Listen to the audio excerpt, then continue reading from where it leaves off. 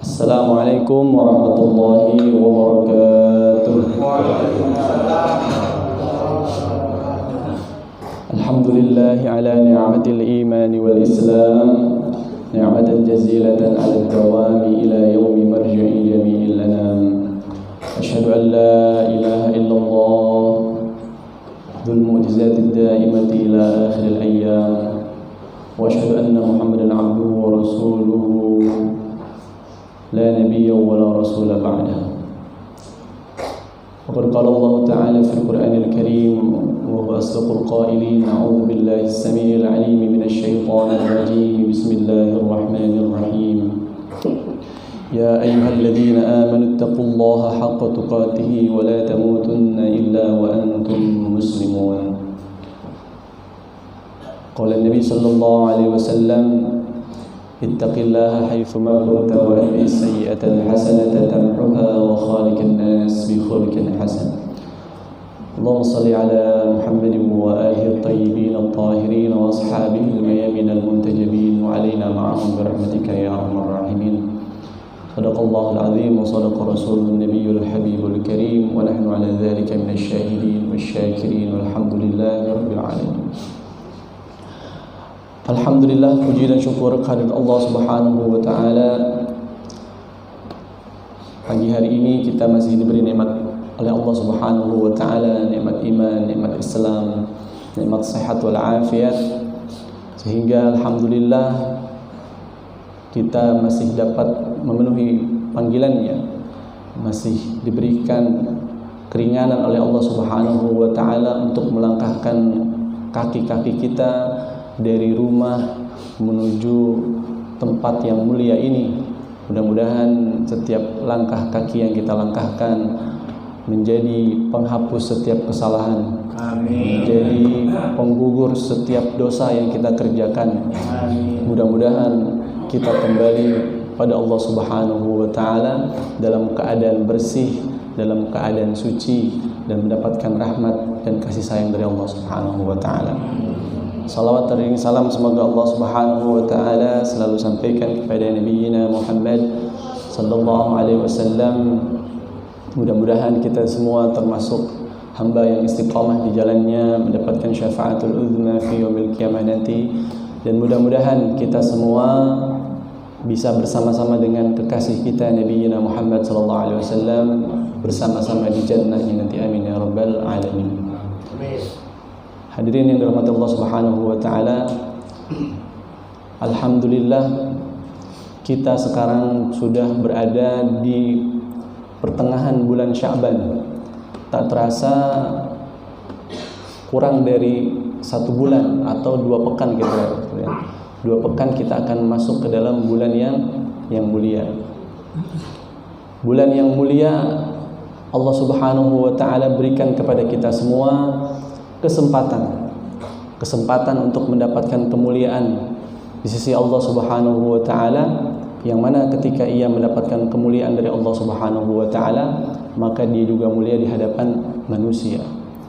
Belum tentu orang yang mulia di hadapan manusia dia mulia di hadapan Allah Subhanahu wa taala, karena kata Allah sampaikan, inna akramakum indallahi atqakum. Sungguhnya di antara hamba-hambaku yang paling mulia adalah hamba-hambaku yang paling bertakwa. Hadirin yang dirahmati Allah Subhanahu wa taala, kita menyadari betul bahwasanya ketakwaan kita kepada Allah Subhanahu wa taala adalah suatu tujuan yang mana telah Allah tetapkan kepada kita dari setiap amal yang telah kita kerjakan atau amalan yang akan kita kerjakan. Banyak ibadah-ibadah yang Allah perintahkan kepada kita, tujuannya adalah agar kita menjadi orang yang bertakwa. Salah satunya ibadah nanti bulan suci Ramadan, kita ibadah puasa, yaitu Allah sampaikan la'allakum tattaqun. Surah Al-Baqarah ayat 183, ya ayyuhalladzina amanu kutiba alaikumus-shiyam kama kutiba alal ladzina min qablikum la'allakum tattaqun. Wahai orang-orang yang beriman, telah kami tetapkan atas kalian sebagaimana umat yang terdahulu, yaitu berpuasa. Tujuannya tidak lain tidak bukan adalah agar kita menjadi orang yang bertakwa. Ibadah salat kita juga termasuk ke dalam kategori orang yang bertakwa ketika kita mengerjakannya, iman karena Allah Subhanahu wa taala.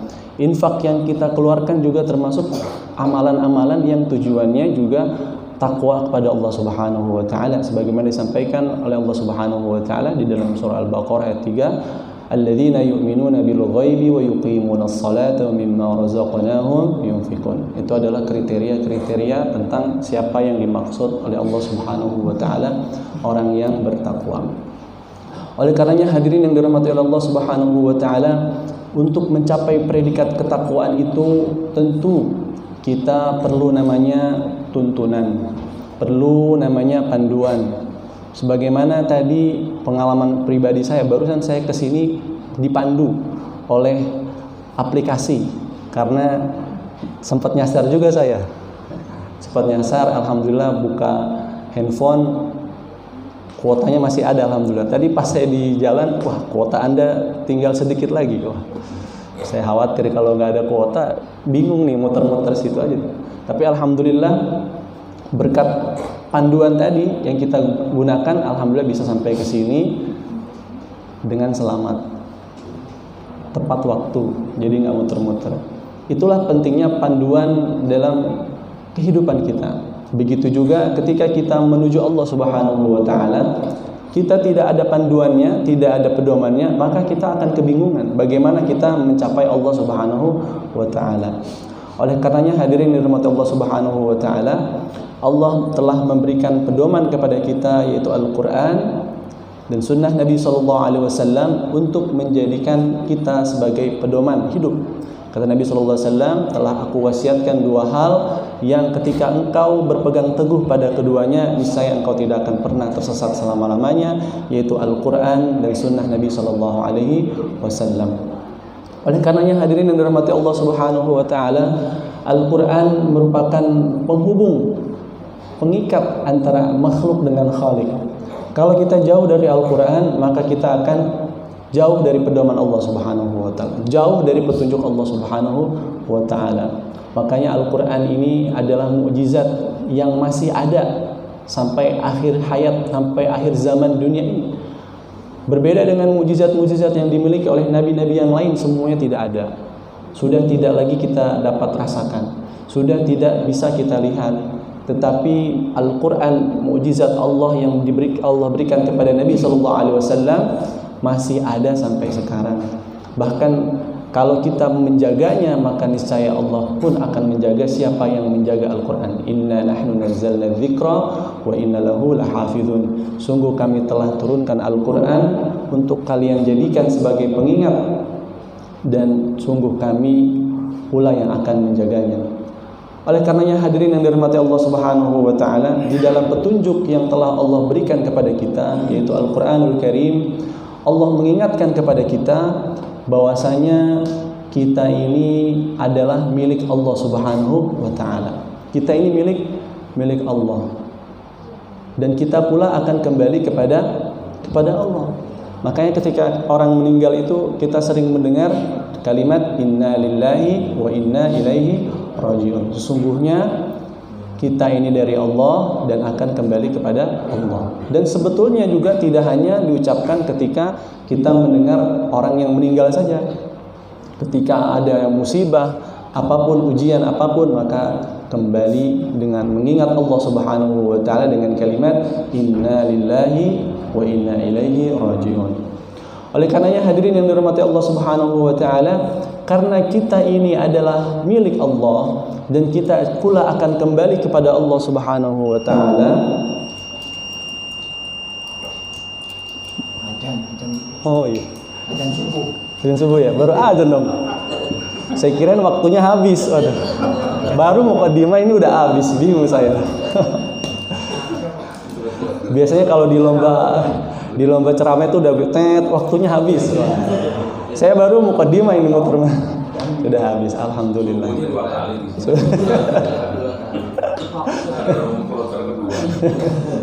Alhamdulillah. Karena kita milik Allah Subhanahu wa taala, maka Allah Subhanahu wa taala ingatkan kepada kita bahwasanya Allah Subhanahu wa taala berhak atas diri kita. Oleh karenanya di dalam Al-Quran disampaikan, Allah memberikan kepada kita semua pengingat bahwasanya Allah memiliki 4 hak atas diri kita. Dan yang diganti kata baterai. Ada berapa Bapak Ibu hak Allah terhadap diri kita? Ada 4 ya, bukan ada 7, ada 4. Berarti kalau kita 7 berarti belum fokus berarti. Yang pertama, hadirin yang dirahmati Allah Subhanahu wa taala, hak Allah Subhanahu wa taala terhadap diri kita yang pertama adalah bahwasanya Allah berhak kepada kita karena tujuan kita diciptakan tidak lain tidak bukan adalah untuk beribadah kepadanya. Maka berhak hak Allah Subhanahu wa taala diibadahi, disembah. Hak Allah terhadap diri kita, kita tidak merasa berkehendak terhadap diri kita sendiri. Karena hakikatnya kehendak diri kita adalah kehendaknya Allah Subhanahu wa taala. Allah Subhanahu wa taala sampaikan di dalam surah Az-Zariyat ayat 56, A'udzubillahi minasyaitonir rajim. Wa ma khalaqatul jinna wal insa illa liya'budun. Dan tidaklah kami jadikan jin dan manusia kecuali untuk beribadah kepada Allah Subhanahu wa taala, kecuali untuk beribadah. Jadi hak Allah terhadap diri kita adalah ibadah. Ibadah asal kata abdun. Ya. Abdun itu kalau kita terjemahan secara bahasa artinya adalah seorang hamba. Seorang hamba, setiap kehendak yang dilakukan oleh seorang hamba tidak bisa melebihi apa yang dikehendaki oleh tuannya. Maka di dalam hadis qudsi dikatakan Allah Subhanahu wa taala berfirman, "Wahai hambaku, sungguh engkau memiliki kehendak dan aku pun memiliki kehendak. Tetapi kehendakmu itu bercampur dengan syahwat, bercampur dengan nafsu. Oleh karenanya, jika engkau memenuhi kehendak yang telah aku tetapkan atasmu, maka aku akan memenuhi atas apa yang telah menjadikan kehendakmu atas diriku." Oleh karenanya hadirin yang dirahmati oleh Allah Subhanahu wa taala, ketika kita merasa diri kita ini memiliki atas apa yang ada diri kita, maka hakikatnya akan terjadi sesuatu hal yang melampaui batas. Tetapi ketika kita merasa ini semua adalah bagian dari haknya Allah Subhanahu wa taala, maka akan menjadi pengingat bagi diri kita bahwasanya setiap amal, setiap aktivitas yang kita lakukan harus bernilai ibadah di sisi Allah Subhanahu wa taala. Ketika kita tidur, hadirin dan rahmat Allah Subhanahu wa taala, kira-kira kita tidur kenapa? Apakah tidur karena pengen tidur? Apakah tidur karena capek? Apa karena ngantuk? Atau karena hobi? Ada orang hobinya apa Pak? Hobinya tidur Pak. Hobinya tidur. Snack. Iya. Maka di film kartun Doraemon tuh ada lomba tidur. Juara satunya Nobita ya. Karena baru 3 detik langsung tidur. Nah itu di kartun ya. Kalau di sini nggak ada alhamdulillah. Kalau ada lomba tidur ya. 1 menit udah tidur. Oleh karenanya ketika kita tidur, waja'alna naumakum subata. Allah perintahkan kepada kita jadikan waktu tidur kita itu untuk beristirahat dari setiap kelelahan yang kita alami, aktivitas yang kita kerjakan. Allah memerintahkan kepada kita untuk tidur. Jadi tidur kita ini ibadah. Kita niatkan setiap tidur kita ini ibadah. Jadi kalau tidur di pengajian bukan ibadahnya 2 kali, bukan Bu ya. Jadi tidur yang kita lakukan kalau kita ingin mendapatkan kemuliaan di sisi Allah Subhanahu wa taala adalah kita harus meniatkannya karena Allah Subhanahu wa taala. Bagaimana caranya supaya tidur jadi ibadah? Maka harus ikut panduan Nabi sallallahu alaihi wasallam. Yang pertama apa Bu panduannya Bu? Tidurnya merem ya. Yang pertama adalah kita usahakan tidur kita dalam keadaan suci. Kita berwudu dulu ya. Kalau habis wudu kemudian bersentuhan dengan istri itu beda lagi cerita Bu ya. Jadi nggak usah wudu lagi. Yang penting kita lihat sudah wudu. Atau misalnya ketika kita tidur kemudian kita buang angin kan tidak sadar ya. Apakah kita wudu ketika kita tidur? Nah, bisa juga. Jadi hakikatnya yang dinilai adalah di awalnya. Ketika kita di awal sudah mengawali dengan sesuatu yang suci, maka nanti dicatatnya ketika di akhir nanti. Oleh karenanya hadirin rahmat Allah Subhanahu wa taala, ketika kita sudah selesai berwudu, maka kita juga dianjurkan untuk berdoa pada Allah Subhanahu wa taala. Mulai dengan kita membaca Al-Qur'an. Boleh kita baca surah Al-Mulk, boleh kita baca surah Al-Ikhlas, Al-Mu'awwidhatain, boleh kita baca surah Al-Fatihah, boleh kita baca ayat kursi. Kemudian kita tutup dengan doa, atau kita, wah ini udah habis nih. Komat ya. Atau kita juga boleh sebelum kita tidur ya, kita tutup hari kita dengan sholat witir. Nah, boleh. Jadi tidur kita dinilai ibadah di sisi Allah Subhanahu wa taala. Setiap hembusan nafas dihitung tasbih oleh Allah Subhanahu wa taala. Ini adalah Allah berikan karena Allah sayang kepada kita. Jadi kita diperintahkan oleh ibadah oleh Allah Subhanahu wa taala, hakikatnya karena Allah menyayangi kita. Hakikatnya karena Allah menginginkan kebaikan kepada kita. Hanya saja kita tidak mengetahuinya. Hanya saja kita tidak mau berpikir mengapa kita diperintahkan oleh Allah Subhanahu wa taala untuk beribadah kepada Allah Subhanahu wa taala. Begitu juga bangun tidur, kita disunahkan oleh Nabi sallallahu alaihi wasallam bangun tidur baca doa. Kemudian masuk kamar mandi, kita juga disunahkan membaca doa.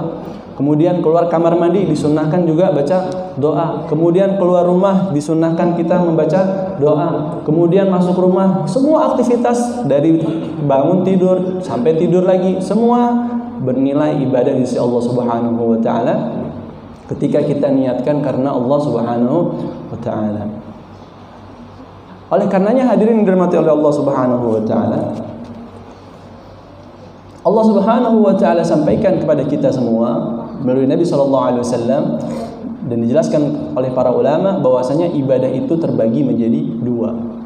Ada namanya ibadah yang sifatnya mahdhah atau ibadah yang kaitannya langsung dengan Allah Subhanahu wa taala, dan ada ibadah yang sifatnya ghaira mahdhah, yaitu ibadah yang mendapatkan kemuliaan di sisi Allah Subhanahu wa taala tetapi melalui perantara manusia.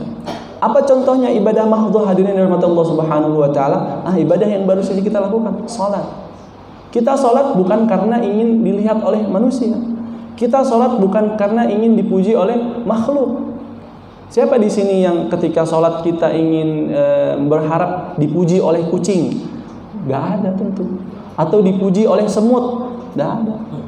Atau dipuji oleh burung? Gak ada. Karena kita semua ibadah niatnya karena Allah Subhanahu wa taala. Jangan sampai alladzina hum yura'una wa yamna'una ma'un. Jangan sampai kita salat itu karena ingin dilihat oleh manusia. Hakikatnya orang-orang yang salat ingin dilihat oleh manusia, maka boleh jadi salatnya itu akan menjadi petaka buat diri, bukan mendatangkan rahmat dari Allah Subhanahu wa taala. Boleh jadi mendatangkan mudaratnya Allah Subhanahu wa taala, mendatangkan murkanya Allah Subhanahu wa taala. Namun hadirin yang dirahmati Allah Subhanahu wa taala, ibadah mahdhah yang kita lakukan, ibadah yang kita lakukan pada Allah Subhanahu wa taala ini tidak terlepas dari ibadah yang sifatnya ghaira mahdhah. Karena tujuan ibadah mahdhah yang kita lakukan hakikatnya sebagian dari ibadah-ibadah mahdhah yang Allah perintahkan kepada kita adalah tujuannya atau pesan moralnya adalah untuk kebaikan kita kepada hubungan sesama manusia atau hablum minan nas. Makanya kita dengar firman Allah Subhanahu wa taala, innas salata tanha 'anil fahsya'i wal munkar. Sesungguhnya salat itu mencegah dari perbuatan keji dan munkar.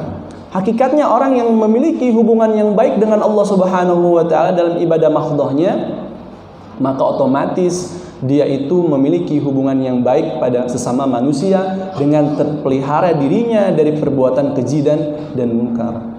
Kalau dia sholat tetapi dia masih melakukan perbuatan keji dan munkar, maka hakikatnya ibadahnya belum terpaut dengan Allah Subhanahu wa taala. Ibadahnya belum terikat dengan Allah Subhanahu wa taala, dan ini adalah sesuatu yang harus dipertanyakan. Boleh jadi ibadah kita ada yang tidak sempurna. Boleh jadi sholatnya sudah bagus tapi wudunya tidak bagus. Boleh jadi sholatnya sudah bagus, wudunya sudah bagus, tetapi pakaian yang kita kenakan pakaian yang haram. Boleh jadi pakaian yang kita pakai halal, wudunya sudah bagus, kemudian sholatnya sudah bagus, tapi tempat yang kita sholati ada najis di dalamnya. Ini penting kita ketahui. Maka ibadah harus dengan ilmu. Maka di dalam hadis Arba'in An-Nawawi disebutkan, hadis kedua, malaikat Jibril mengajarkan kepada Nabi SAW tentang ihsan, wa'bud rabbaka ka'annaka tara fa in lam takun tara fa innahu yara. Ibadahlah engkau kepada Allah Subhanahu wa taala seolah-olah engkau melihat Allah Subhanahu wa taala. Melihat dalam konteks hadis ini, hadirin yang dirahmati oleh Allah Subhanahu wa taala, bukanlah melihat dengan mata. Karena melihat dengan mata itu bahasa Arabnya bukan ro'a, melainkan nazar. Kalau kita melihat televisi misalnya, maka nazartu at-tilfaz.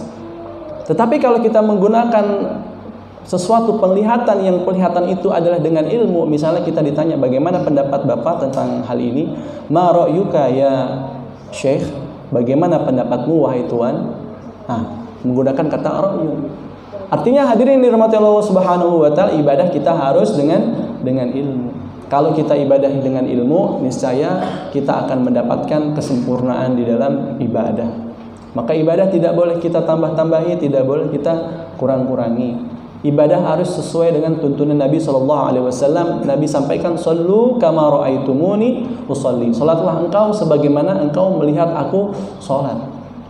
Oleh karenanya kita tidak boleh, hadirin dirahmati Allah Subhanahu wa taala, dalam ibadah kita melakukan variasi-variasi.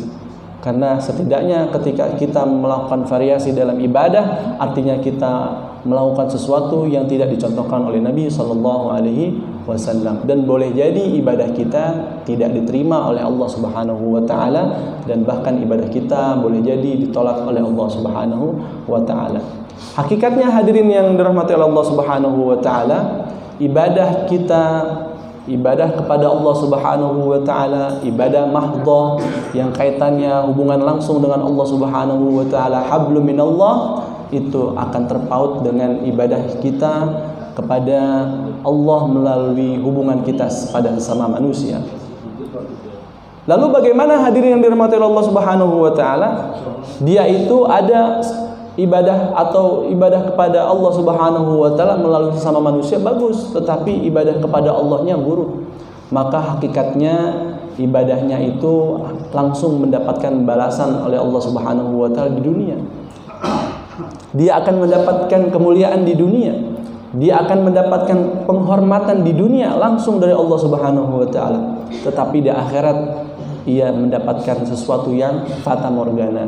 Seolah-olah ia mendapatkan kebahagiaan di akhirat, seolah-olah dia mendapatkan keuntungan di akhirat, tetapi karena hubungannya dengan Allah Subhanahu wa taala buruk, maka ia tidak mendapatkan apa-apa. Kalau kita lihat ada pertanyaan yang disampaikan oleh seseorang dalam suatu pengajian, ini dijawab langsung oleh Dr. Zakir Naik. Beliau ditanya, "Wahai dokter, bagaimana pandangan Anda ketika ada seorang yang kafir tapi dia berbuat baik kepada sesama manusia? Apakah dia akan masuk ke dalam nerakanya Allah Subhanahu wa taala atau dia masuk ke dalam surganya Allah Subhanahu wa taala?" Dr. Zakir Naik jawabnya sangat masuk akal dan sangat singkat. Pertanyaan saya jawab lagi dengan suatu pertanyaan. Bagaimana menurut Anda jika ada seorang yang pandai bisa menjawab pertanyaan dari guru atau dari dosen yang diajukan kepada para mahasiswanya, tetapi ia tidak terdaftar sebagai siswa atau mahasiswa di sekolah atau di kampus tersebut? Apakah ia mendapatkan nilai dari gurunya atau dari dosennya? Tentu jawabannya tidak dapat. Kenapa tidak dapat? Karena dia bukan siswa atau mahasiswa yang terdaftar di sekolah itu atau di kampus tersebut. Oleh karenanya penting hadirin dirahmati Allah Subhanahu wa taala, keimanan kita utamakan. Maka dalam tangga tauhid itu ada namanya iman, ada namanya Islam, ada namanya ihsan. Ada namanya muraqabah, merasa diri kita diawasi oleh Allah Subhanahu wa taala sebagai bentuk kasih sayang Allah Subhanahu wa taala. Oleh karenanya hadirin dirahmati Allah Subhanahu wa taala, hak Allah Subhanahu wa taala terhadap diri kita yang pertama adalah ibadah.